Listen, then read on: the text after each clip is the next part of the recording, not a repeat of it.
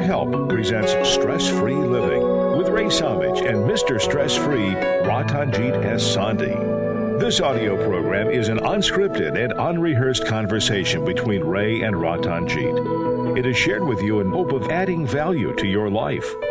We encourage you to listen to this program in its entirety to receive the full impact of its message. Sit back, relax, open your heart, mind, and soul to this edition of Stress-Free Living.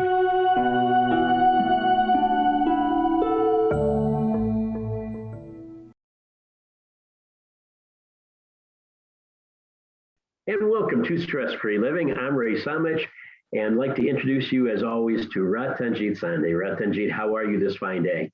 Wonderful, Ray. How are you?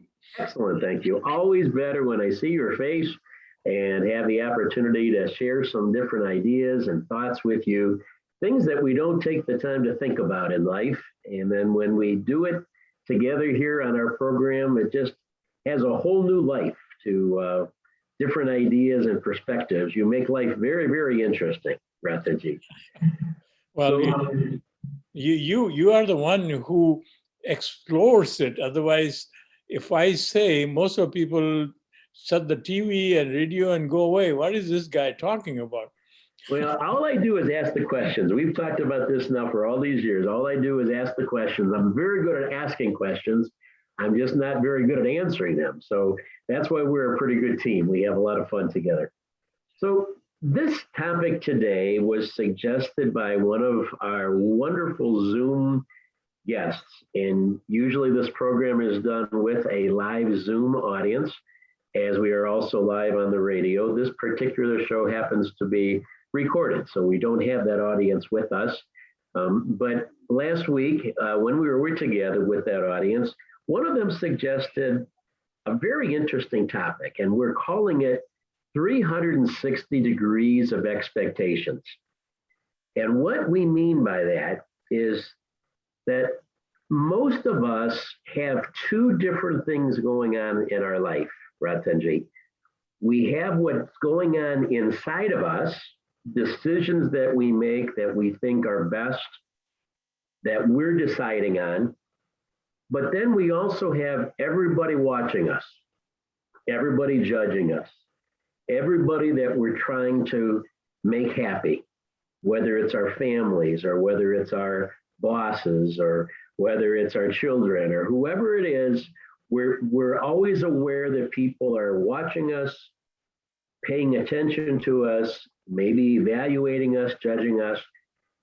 So I think it's normal that we are all kind of torn because we're trying to do what we think is right, but we also are very concerned about what other people think. And it's a really fascinating topic, because how do we exceed our own expectations and fulfill our own expectations while also fulfilling or exceeding expectations of others? Is it even possible to do that when virtually we live in a society where it's 360 degrees of expectations?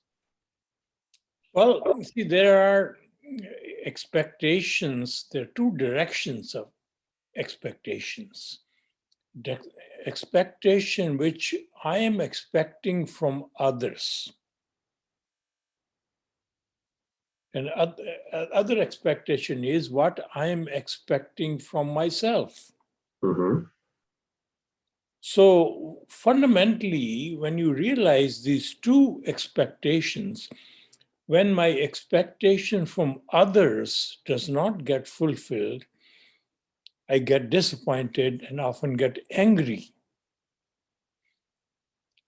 And the expectation from me, hold on for that expectation, because there are other two sides of that expectation.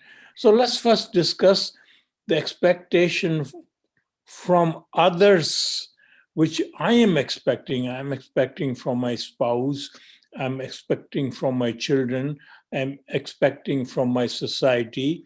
I'm expecting from all my friends, my colleague, my co-workers, and so on and so forth. I'm having even expect from the weather forecasting person. So when Well, I have to interrupt you because I don't disagree. I don't disagree. And I probably should have talked about what we expect of others too in my opening. But I think there's a third level then. I think there's three. I think there is expectations of ourselves. There's our expectations of others. But I think there's also our concern for what others expect of us.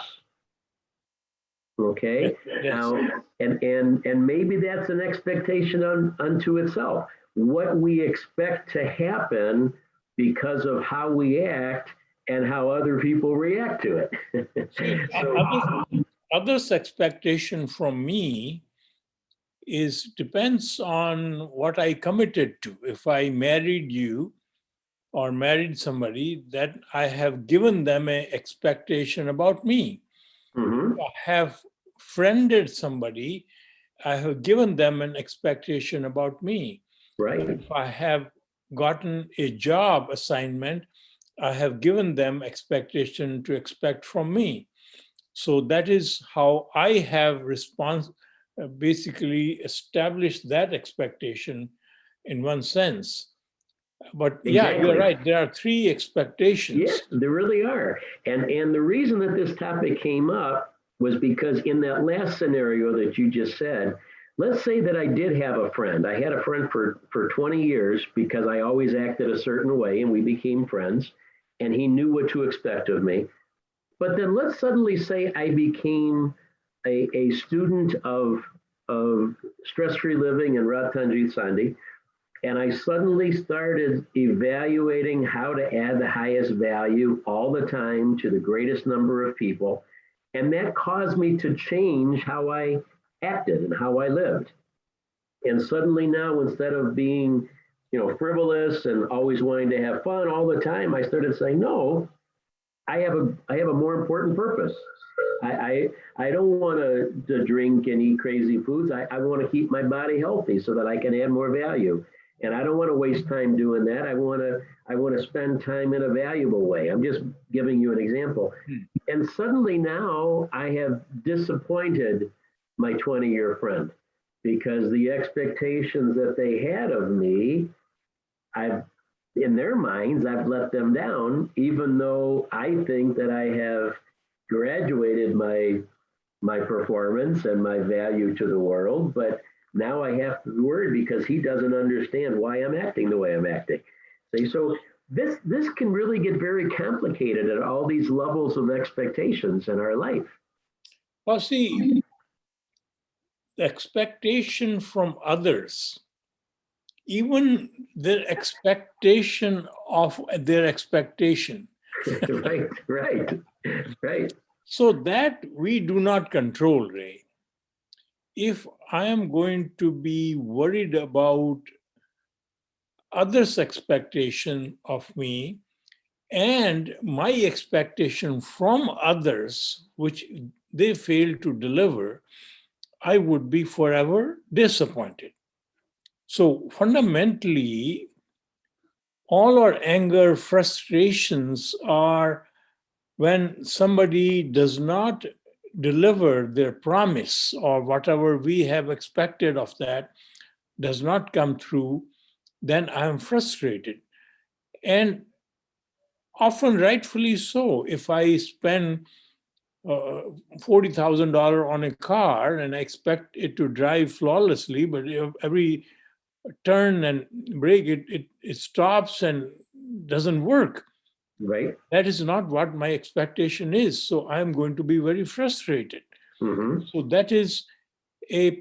that frustration is, I paid for that frustration. I paid for that expectation.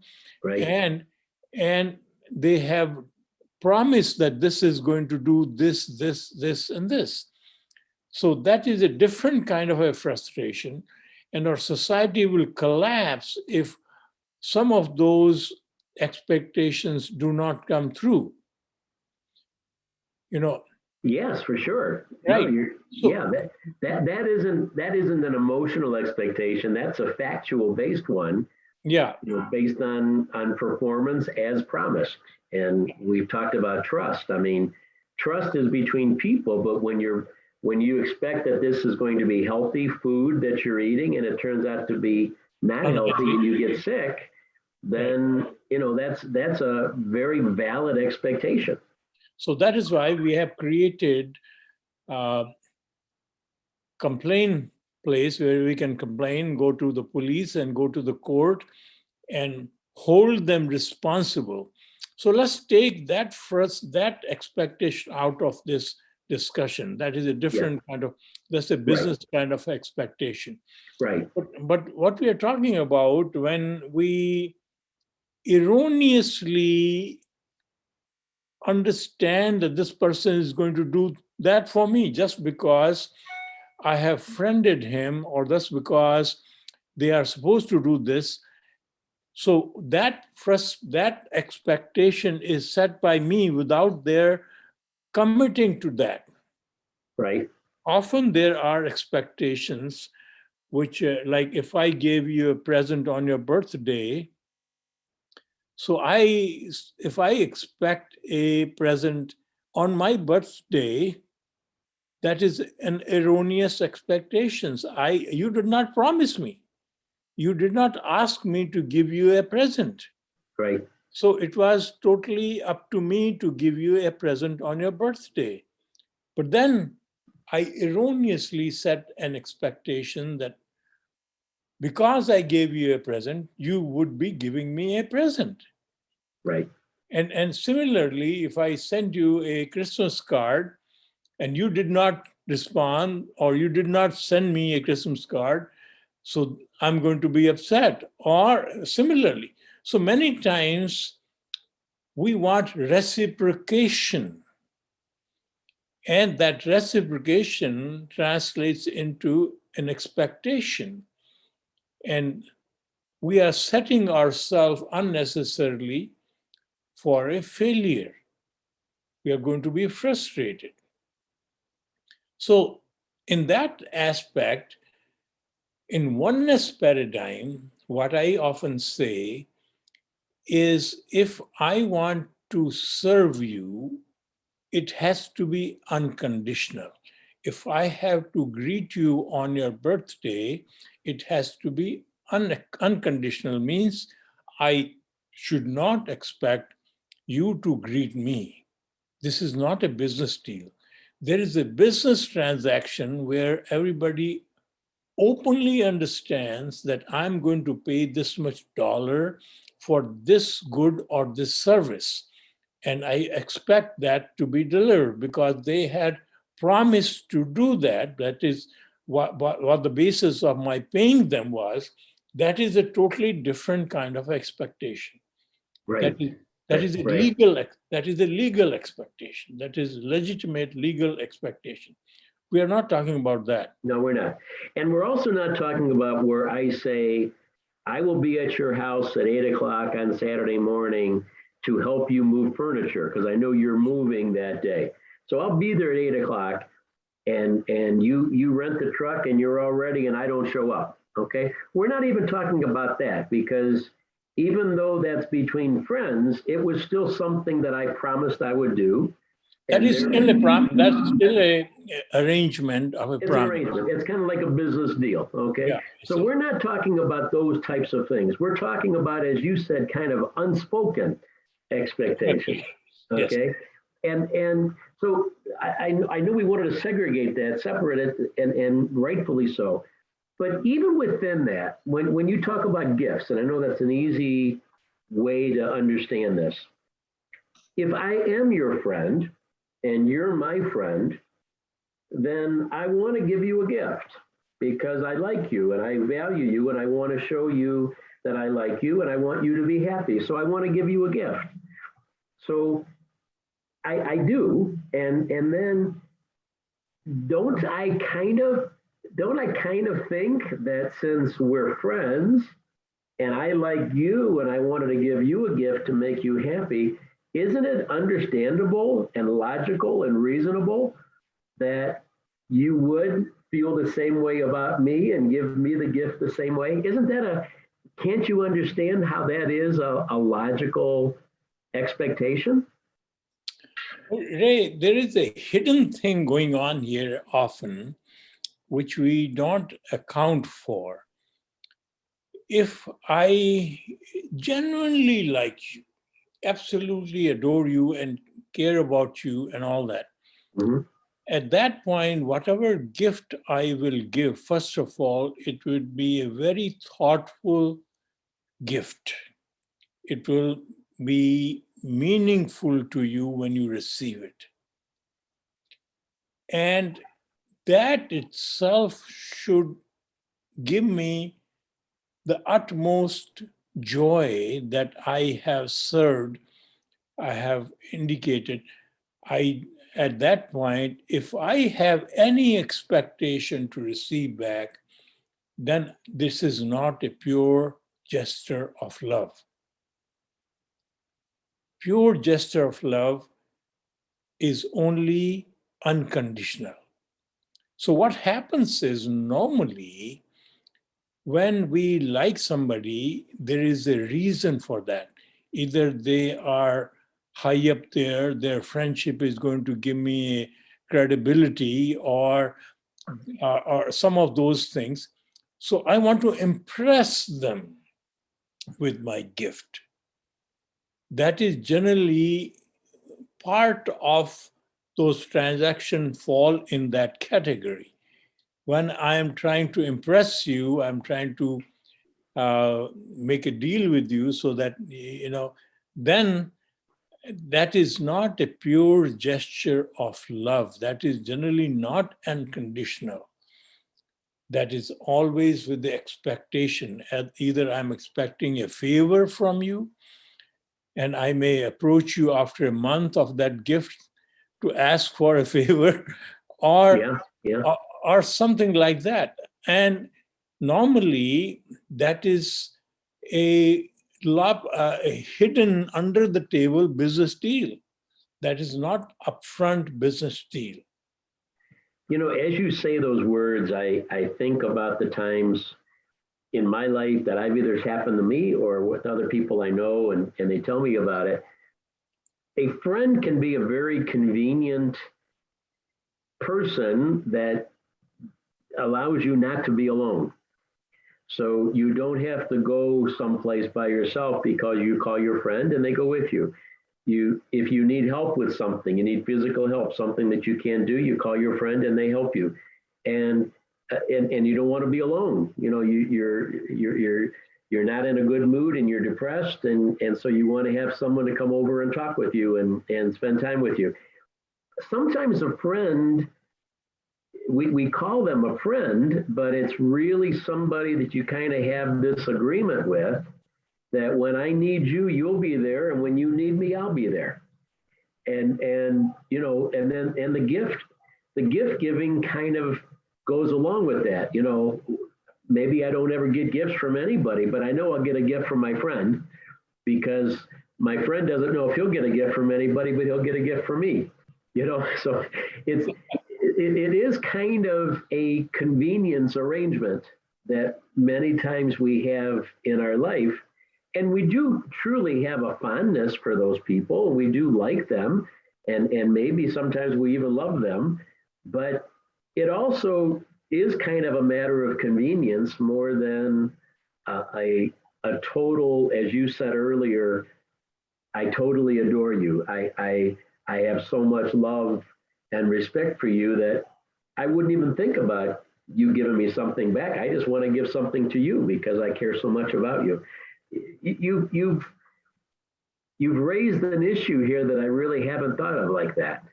See, one thing we have to remember, that those kind of expectations, when we are expecting on this sideline business arrangement, which we don't call it business, we name it either friendship or whatever it is, Mm-hmm. those expectations are going to disappoint you eventually. Yeah. So the only expectation which you should have in life is expectation from ourselves. And our expectation from ourselves should be to add the highest value in every encounter, not just to friends, whoever we come across, whatever situation we are under. So our expectation from us is constantly to add the highest value. What that is going to do is going to create a feeling within us of joy. It is going to create a feeling of us of higher self-worth. It is going to give me inner confidence in me. It is going to give me a feeling of control on myself. I am in control. I am able to deliver what I have set out to do in my life, which is to add the highest value. And if that happens, that expectation is the only expectation which is going to help you in life, which is going to make you successful in life, which is going to make you happy and joy-filled in life. All right, we need to take a break. When we come back, you jumped right to that ultimate idea, and I'm still not quite sure I'm on board with you in terms of not paying attention to all the other expectations around us. So we want to come back and put a little closure to coping with the expectations of others and our expectations of others. And then we'll definitely want to go down this path that you just laid out for us in terms of, is that really the only thing that's ultimately important is our expectations of what we can do? We're going to ask and answer those questions when we come back in just a moment. This is Stress Free Living. Stay with us. Okay, that was 21 minutes. It always goes to 20. Always. So now we are always goes to 21 minutes. So now we used up an extra 5, so I have to go. So now we have a 14 and a 13 left. Okay. Okay. Did you spill something? No. No, okay. I was afraid you spilled that can or something in your computer. I was going to say, oh, no. All right. This sound?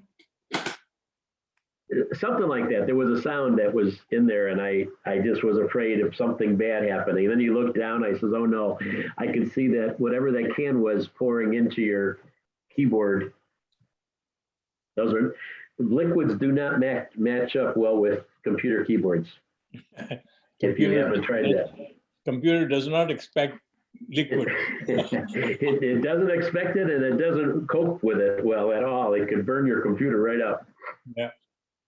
Okay, let's start again here. I'm going to wait for this thing to flick. Let's see, it is 9.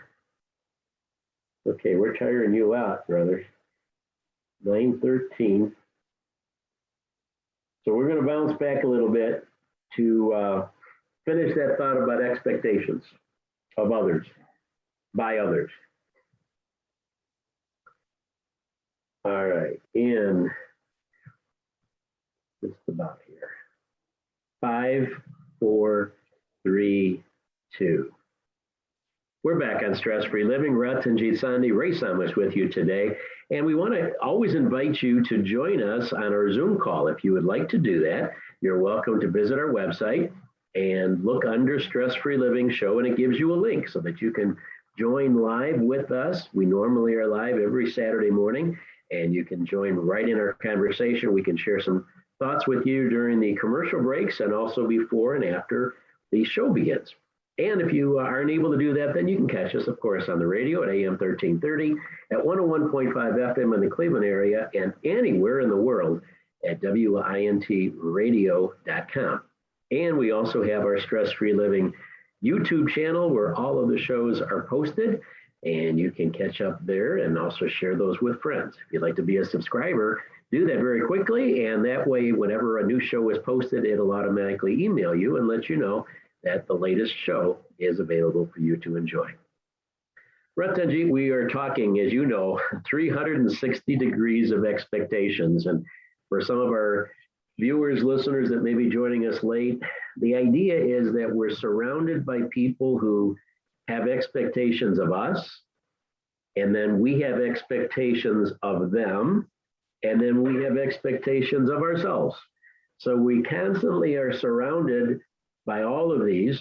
And you even kind of added a fourth one, because sometimes we have expectations of what others' expectations will be of us. So there's almost four levels, and maybe we could go higher if we wanted to. So you at the end of the first segment, you said ultimately those don't matter. What really matters is our expectation of ourselves. And I don't disagree. We'll talk more about that in the last segment. But at this point, I still think it's kind of hard for us to ignore everybody else.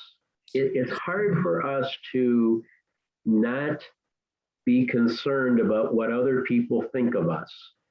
And it's hard not to be concerned when we are disappointed by what others don't do that we thought they should do. And so what do you suggest at that level, before we talk about just concentrating on adding value ourselves, what do you recommend if in our life we feel like we're always being let down, we're always thinking that other people should be doing things in their life differently, things with me differently. And I don't just mean buying me a gift. I just mean their performance. I expect some people to perform better in life and want more in life, and they don't. And I'm putting my expectations kind of on them, and they're letting me down. Is there a way that I can overcome that disappointment? Well, see, fundamentally, Ray, our civilized society is based on its members to fulfill their obligations. Otherwise, we cannot live in a civilized society. But the problem is this, that when you join military, army, you don't become a frontline soldier from day one. You go through rigorous training and rigorous discipline. And then when you become a real soldier, then you are so reliable. When an order is given, you carry out that order. Mm-hmm. And otherwise, that military will not be able to perform. So similarly, in our society, we cannot survive, or else we will have tremendous amount of frustrations, and then people will do hideous things and start to, in frustration, even start to shoot and kill others. And all kinds of things will go on if their societies is failed to deliver what it has promised, what is given its member an understanding that by being in this civilized society, you'll be safe. In being in the civilized society, nobody can cheat you. In being in a civilized society, so all that, but the members are very poorly trained. We are in our education system, even when we are born, Ray, we don't come with a manual. And our parents are the first part of our education. They give us education, and then we go to school. Our teachers give us education, then we come into society. Or society gives us education, and at a job we learn. So everywhere, right from parents to school, everywhere, we are given erroneous understanding of life. And that puts us into wrong expectations. It also somehow erroneously tells us I can skip delivering my expected duties, I can get away with it. Mm-hmm. And in fact, that is supposed to be, we call that person a smart guy, right? Who is not able to, who bypasses their obligations, which they're supposed to deliver to our society. And as a consequence of all that, this is what has happened. And all that can be very simply corrected in what I said at the end of our last segment. If we taught our youngsters to add the highest value unconditionally, our society right now, we are teaching our children to be successful, to become, gather more money, to gain more name. All that actually becomes a consequence if you understood that only comes via, in a sustainable manner, when you begin to become a highest value adding entity. In other words, you add the highest value without conditions. And that is not what we are teaching. We are teaching them shortcuts. We are teaching them somehow, and we hold people who have deceived and cheated and undermined and gotten there and become a millionaires or billionaires or famous. That is who we respect and hold in a high esteem. So I don't know if I don't know if I agree with you. I do think that we do have a ridiculous respect for people that have money or people that have fame as a movie star or a sports celebrity. I do agree that we give those people unjustified attention and unjustified respect. Okay. They really haven't earned that. They just happen to be very talented and gifted in a certain way. And we mistake that as meaning that they're adding a lot of value and they've earned our respect. But I don't know if we fundamentally really do appreciate people who we know have done it the wrong way. I mean, if we know that somebody has lied and cheated and stole their way to the top, I don't think there's many of us that respect that. I mean, we may, if a friend of ours got away with something, we might have a laugh over it. And we might say, gee, he's pretty sharp. He got away with that. He got an A on the test, even though he didn't study it at all or whatever. But ultimately, I don't think we respect a person who has attained some level of success when we know that they did it fraudulently or they did it by cheating or lying or stealing or whatever it is. Do you really think we've come to a point where we hold those people in esteem if we know that they've done it wrong? I see our criteria of whether they have done it wrong is only if its court has punished them and put them in jail.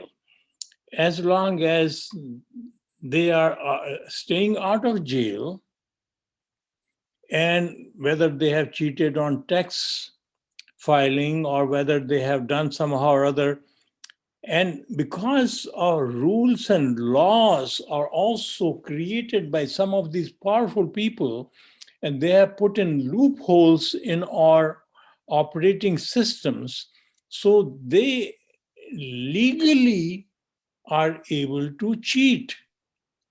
Now, these corporations, so supposing you and I give $100,000 to a senator and ask them to do this for me, I'll go to jail.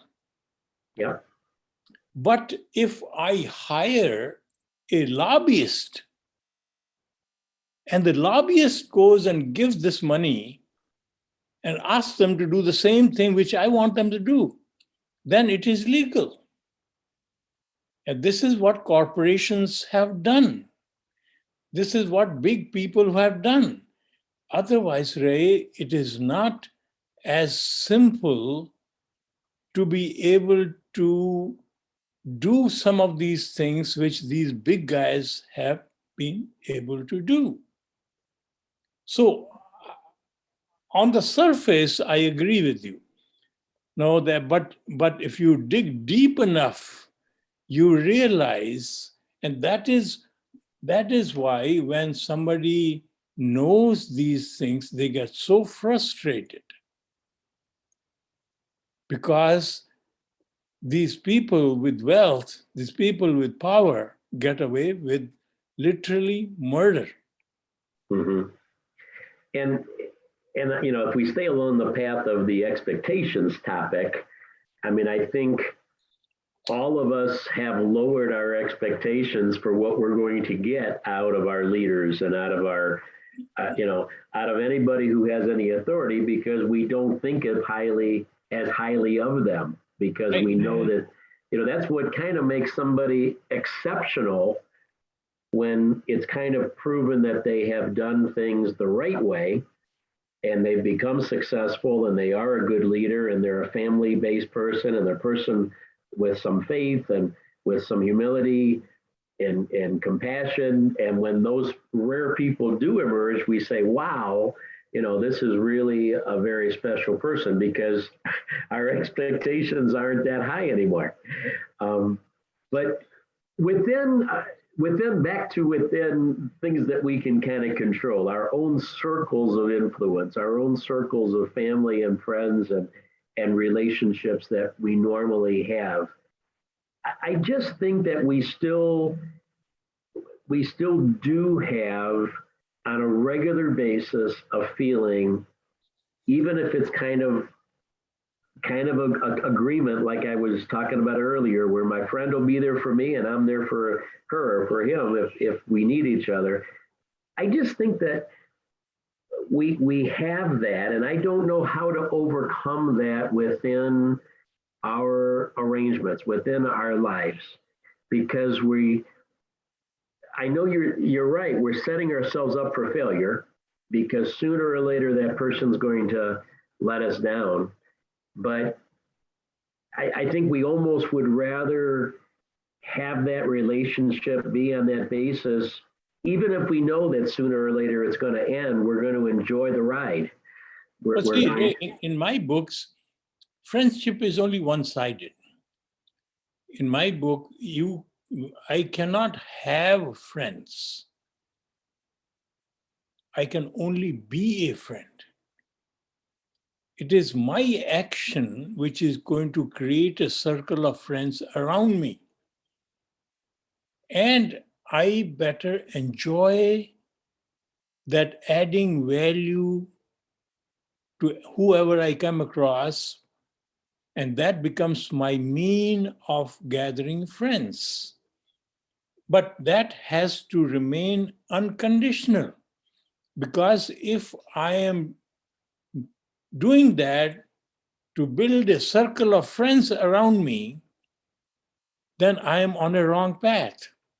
If I am doing that I enjoy adding value, it gives me personal gratification, satisfaction, it makes me feel better about myself, then I'm on the right path. But in the process, Ray, if you are that entity which adds value unconditionally, then you will ultimately attract them. They will become your friends. Okay, we're going to talk about that when we come back. We have to take a break. I think you did answer my question, though. I do think that when we're feeling disappointed, which would probably happen anytime that our expectations haven't been met, if we can remember that wonderful line that you just said, if I could just say, you know what, I really can't have friends, I can only be a friend. Absolutely. And that's a beautiful statement. It's a beautiful expression because it brings it back to reality that says I can't control anybody else. I can't control what they do, what they say, how they think. I can only control my actions. And if I am being the best friend that I can be, or the best father, or the best husband, or the best worker, or whatever it is, if I can be that best and that I can be, then it really doesn't matter, what my friends say about it, or my spouse or my children or whatever, because I don't own them and I don't control them. So I think you have given me a very good answer. Anytime that I'm disappointed, if I'm disappointed, I just have to remember that. I have to say that line to myself. I can't have friends. I can only be a friend. And that's brilliant. Okay, we're going to come back in just a moment. We want to wrap this up. We want to talk about what you just said there before I jumped in again. And that is how ultimately adding the highest value by our own decision can make all of these other things work anyway. How we would have friends and maybe have happier relationships if we were doing that. Let's see if that's really true when we come back for our last segment today on Stress-Free Living. We'll be right back. Okay, 9:30. It was another 17 minutes. So we got a 10-minute segment left here.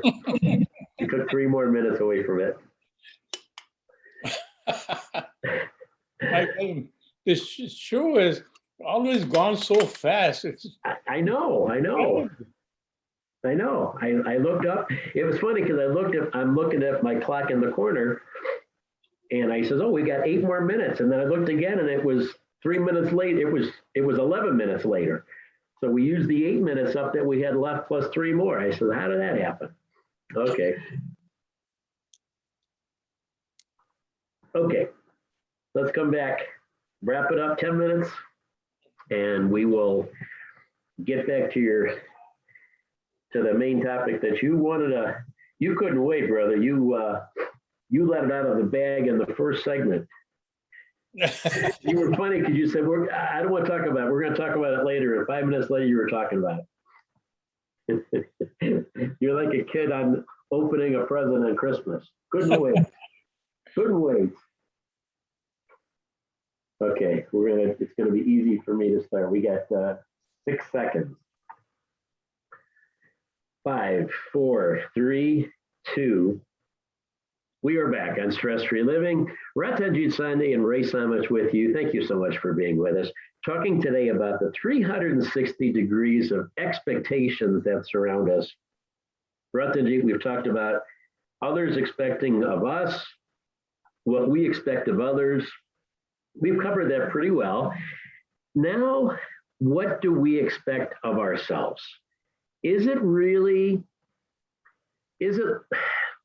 realistic to think that we are always going to be our best, that we're not going to have bad days and make mistakes and do silly things? Is it really believable that we can always act like a Superman, super person, and always add the highest value 24/7, 365? Can we expect that of ourselves? In Toyota car company, their motto was, let's make our best better. They planted the seed in the mind of their worker. Think, how can you improve whatever you are doing? How can we improve the product? How can we improve this operation? So their mind, so this is a very wonderful food for your brain, because brain likes to create things. When we are in the creative mode, you know better than anybody else, you like to be in the creative mode. In the creative mode, you are the happiest. And if you don't have to worry about anything else in the world, or the food or this or that, you will remain in that creative mode. So once you have that habit of thinking, how do I improve? It's not doing my best. Doing my best has a connotation. I have done my best. That is the end game. That is a destination driven. What I'm talking about is a journey driven. Journey driven is constantly making your best better. So you have to constantly think of how do I improve? So these workers who worked at the car company, when they would go home, they will improve the gadget in the kitchen. They will improve how things work in the house because they carry the same mindset. And they did not do that to get in the good books of their spouse or their neighbor. This was automatically coming out of them. So, this is a very conducive, real life way of living a positive life. So, whenever you confront a problem, if somebody is not doing something right, you have to ask, how do I make a difference? How do I improve this? How do I make a difference? Rather than your mind right now is in a habit of finding faults and criticizing. It gives you a pseudo satisfaction, and eventually it has a letting you down effect. Whereas once you are on the path of thinking, how do I improve? How do I make it better? You are on the right path.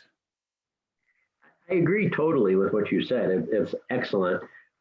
But my question was about being realistic to have high expectations of ourselves. And indirectly, you answered that too, because maybe we even set the expectation low for ourselves. Maybe we say, hey, I'm not perfect. I can't expect to be perfect all the time.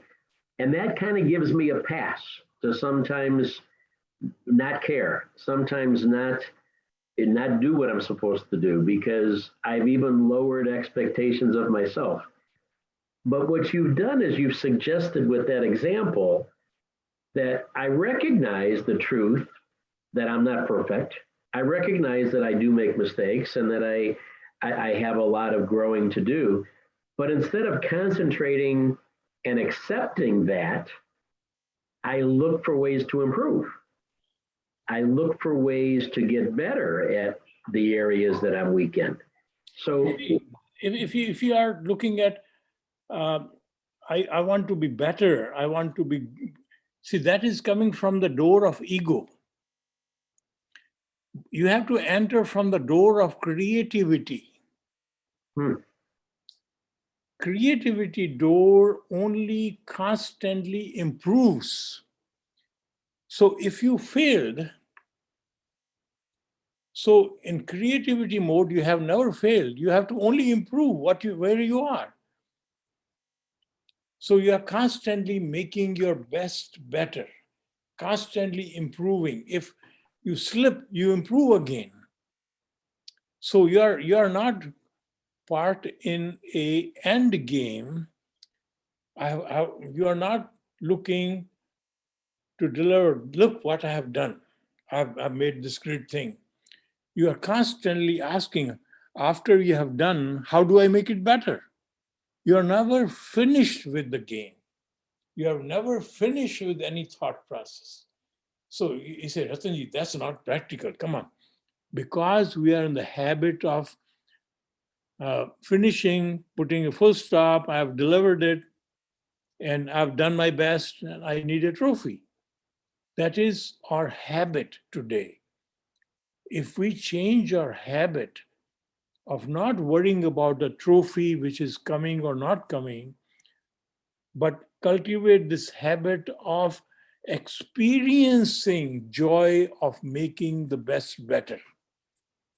The reward every time you improve something is there for you, which is internal, which is better than any Nobel Prize you will get.